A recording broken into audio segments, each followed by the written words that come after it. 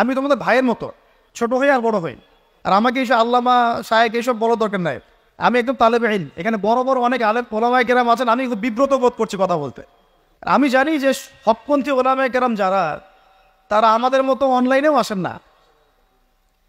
এই ফেসবুক ইউটিউবে ভিডিও পাবেন না এমনও আলেম বাংলাদেশে আছেন জানেন, যারা বহু আলেম তৈরি করছেন, মাদ্রাসা খেদমত করছেন।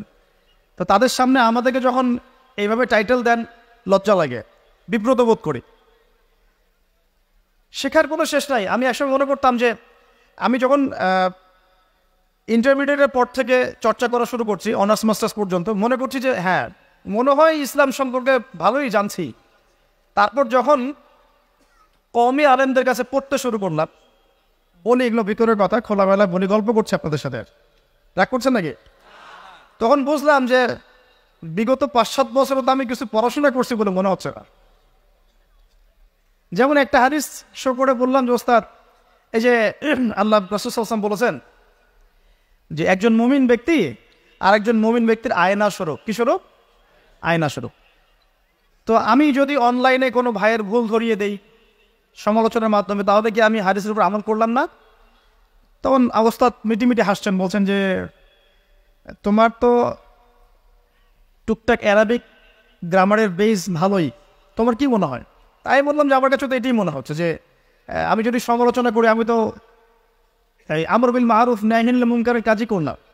তো তিনি বলছেন আসলে এই হাদিসের ব্যাখ্যা এমন নয়। কেমন ব্যাখ্যা?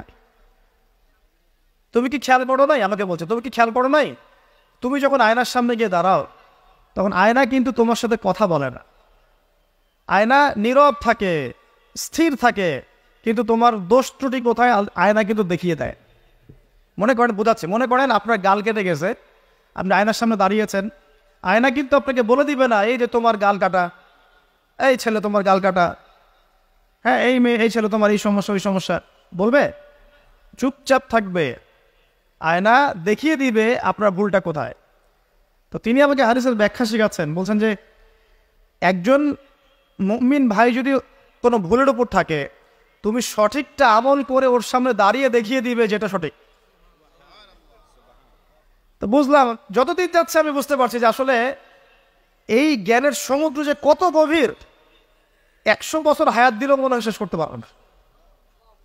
তো প্রিয় যুব ভাইরা, নসিহত করছি, সেটা হচ্ছে যে দিনের জ্ঞান অর্জন করতে হবে। জ্ঞান অর্জনের কোনো বিকল্প নাই।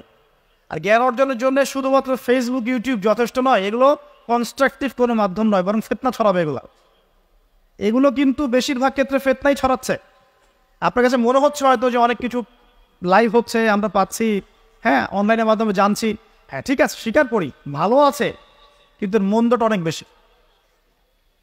এর মধ্য দিয়ে আলেমে বিভক্তি হয়ে গেছে, এর মধ্য দিয়ে একে অপরের সাথে আমাদের সম্পর্ক নষ্ট হয়ে যাচ্ছে, গীবত, তহমত, সমালোচনা, কাদা ছোড়াছড়ি সংস্কৃতি বাড়ছে, ঐক্য বিনষ্ট হচ্ছে, অনেক সমস্যা হচ্ছে।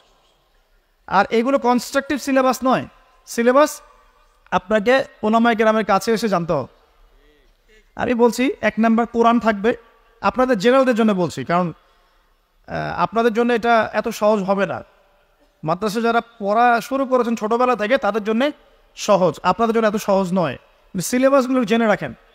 কোরআন পড়তে হবে আগে, পবিত্র কোরআনের বিশুদ্ধ তেলাওয়াত শিখতেই হবে, এবং প্রত্যেক দিন চেষ্টা করবেন 1 পৃষ্ঠা 2 পৃষ্ঠা, আধা পড়া 1 পারা করে তেলাওয়াত করার জন্য। তেলাওয়াতের কোনো বিকল্প নাই, প্রত্যেক হরফে 10 নাকি পাবেন ইনশাআল্লাহ। এরপরে এর ভাষা আছে, কোরআনিক গ্রামার আছে, নাহু সরফের অনেক বই আছে, এগুলো পড়তে হবে। আর এই বইগুলো আপনি একা পড়তে পারবেন না। এই বইগুলো পড়তে হলে ওস্তাদ লাগবেই। এক একটা বই 2 বছর করে পড়তে হইতে পারে, পড়তে হবে। যদি আপনি কোরআন জানতে চান, বুঝতে চান, পড়তে হবেই। আর যদি মনে করেন না আমার এত জানা বোঝার দরকার নাই, সেটা আলাদা বিষয়, তখন আপনি ওলামায়ে কেরামের কাছে গিয়ে জিজ্ঞাসা করে মাসালা নিয়ে নেবেন।